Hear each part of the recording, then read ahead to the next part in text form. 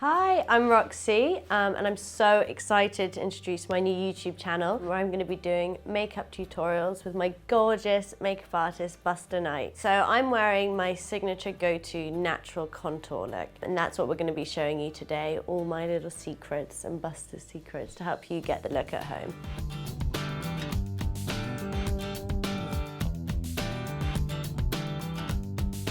For the first step for a natural contour is to prep the skin and make sure that it's really hydrated so the makeup sits on it and looks like skin. So I'm going to start by moisturising with Embryo Lease. Yeah, and I get a really dry T-zone here, so I always put more moisturiser there because otherwise it gets all like flaky when you put foundation on. So once the skin is moisturised, give it like a good 30 seconds to let it really absorb into the skin, because what you don't want to do is mix foundation and moisturiser together on the skin, because then you just get a wet mess. So this is Tom Ford primer, and it's an illuminating primer. And the reason that we're doing that is because we're going to be throwing some powder on the skin. We don't want the skin to look dry, matte and tired. We want it to look youthful, fresh and glowy. And again, kind of stick to the same area as your moisturiser. So we want to do T-zone. And I always think you should get one that smells really nice. It puts you in a good mood. Foundation, Light Wonder foundation from Charlotte Tilbury. Love using this on Roxie because she's got really fresh skin anyway. So what I've seen a lot of people doing when they're applying makeup with a sponge is kind of this technique. And what this does is this creates a really thick, heavy layer, and that's not what we want. We want to push and roll our sponge, so it's almost combining it with the skin. Great thing about a sponge is you dictate the level. You dictate the pressure and you dictate how much you put on. With a brush, it can be a little bit like the brush dictates everything. This is my favourite part of contouring, which is the concealer. Because it hides everything and it gives you so much brightness. And I am obsessed with this Kevin Coir one. I really like having my concealer really like light under my eyes and like brought down the sides of my nose, around my mouth, and then just under my cheekbones. So that's my like contouring areas, which Buster's going to put on now. With this product, a little bit goes a really long way.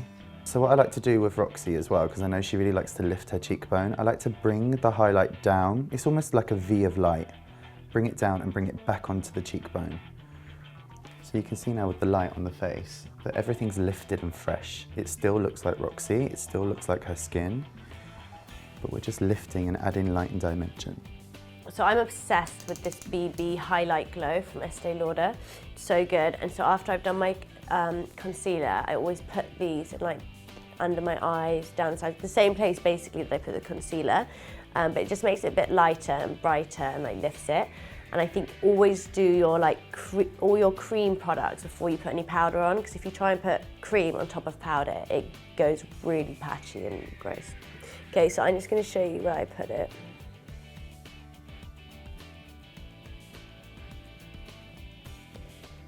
All my favourite places. Okay, I kind of feel like a panda now. But. So the technique is slightly different with this product than when we put the concealer on.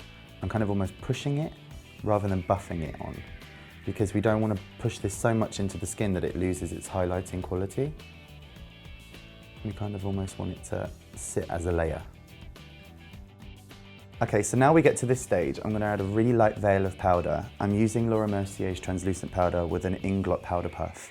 And the reason that I like to powder now is because I like to kind of see how the skin's going to look as it's finished, and we're going to start adding powder products in. And I'm literally, same technique as with the sponge, we're going to press and roll this product into the skin. Shouldn't necessarily change the colour of the skin, it should just change the texture and make the skin feel like skin again. So before we bronze and add a golden colour to the skin, we're going to start to add in a bit of contour. So we're using Master Sculpt by Maybelline, which is super affordable, but it's such a great colour for contouring because it's not too warm. I love this one. And I'm using a fan brush to apply this. And we'll start with the cheekbone. So a good way to do this at home is if you suck in your cheeks, this will create the hollow. Wait, I can't. Okay. A good way of doing your own contour is to suck in your cheeks and follow the hollow. Roxie can't do this because she finds it too funny, so I am going to show another way of finding that contour. If you turn your face, you want to kind of, you can feel it with your finger where that natural hollow sits under the cheekbone. And we're just literally going to take the corner of our brush and we're just going to pop this contour in there. I love this. When I first started makeup, contouring was a secret thing. And so you couldn't buy products like this. You had to literally go out and source them from makeup specialist shops or use a bronzer. So it never looked quite right. But nowadays, it's so easy to create a really good contour at home for a really low budget. Next step is to contour the nose. Well, no, this is the best bit. Usually I'd go in and buff in a contour, but Roxie likes it on the very bridge of her nose and quite thin. Really? So I'm going to use a really small little eyeshadow brush just to pop the contour in. Yeah, I like it like the thinner the better because it's basically a free nose job, this bit. So it's my favourite part of the makeup because anyway, it makes such a difference.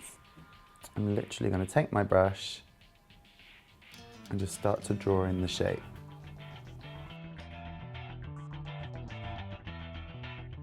And we are letting you in on a good secret because we don't tell anyone this. This is our secret. I think it's quite obvious when one day I've got like a fat nose and the next I'm like, oh, look how thin it is. Okay, so next step, even though we powdered, we're going to take our beauty sponge, and I forgot to mention earlier, this is slightly damp.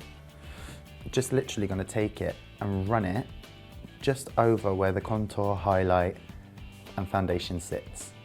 Next step is Estee Lauder Bronze Goddess, which is an amazing bronzer and it's got no shine in it. So this is a really great way of sculpting but without looking too contoured because it's quite golden and it matches Roxie's tan. This is my absolute favourite bronzer. I use this every day. I don't go anywhere without this one. And I'm using an amazing brush. It's a MAC 137 brush and it's really loose. So it just disperses the product really nicely on the skin. It's not too packed and doesn't create patches. So I think if you've got paler skin, then I think you should embrace that. I wouldn't try and like make yourself look really bronzed because it's such a beautiful look that not many people have, that English rose, really like soft, milky white skin. I think it's stunning. So I would go for more peachy, blushy tones. What do you think? Like rosy tones are amazing. So now we've put in our bronzer, I like to go to a face powder. And I know we've used a translucent powder, but it's so fine and micronized that it doesn't leave a film on the skin. I'm going to use Smashbox Halo Hydrating Powder. And the reason I'm using this is because it absorbs oil on the skin. This is like your protective layer. Next bit is my favorite bit, and we're going to add a real highlight into the skin. By MAC, and it's called Soft and Gentle, and it's a mineralized skin finish powder. You kind of want to go for a color that is probably the same as the lighter parts of your skin. So maybe if you can't pick it, if you lift up your wrist for me, you want to go for something that kind of mimics these kind of tones. So what I like to do is just pop this on the highest point of the cheekbone, a little bit on the brow bone, a little bit on the bridge of the nose, a little bit on the Cupid's bow. And when you'll see when Roxie moves in the light, it just catches. So blusher time. I'm using EX1 blusher in Pretty in Peach. You can get it at Topshop. Yeah, it's really affordable as well. I think these are about £8. So this is the makeup product I use at the end of every single makeup session, whatever style I'm doing. And it's the Tom Ford Illuminating Powder, so it's got no colour to it. And look how dirty my brush is, because I literally use it all the time. So I just put it on here. I put it just down the sides of my nose, under the eyes, and it just like completes the whole look. And sometimes if I want extra highlight down the middle of my nose, I'll just use my finger and just put it down the middle and just under my eyebrows. But this is the best product to go out with. So whenever you're getting shiny during the day, you just put this all around those areas and it makes you look like you've just had your makeup done again. It's so good. I'm so obsessed with it, aren't I? It's your secret again. She's sharing all the secrets with you today. Yeah, this is the product.